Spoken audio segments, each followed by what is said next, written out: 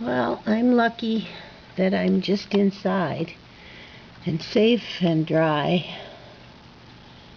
Here we're dealing with a flood. Now we've got a snowstorm. I haven't been doing much with the crafts or anything because I've been recovering from my oral surgery.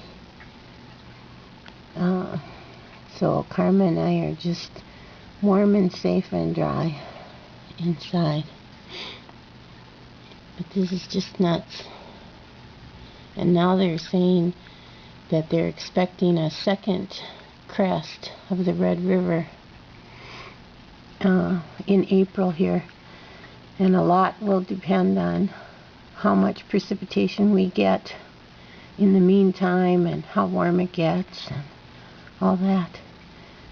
I thought I'd give you an idea of what crazy weather we've got up here in Fargo. Say a prayer that all the dikes hold. Bye.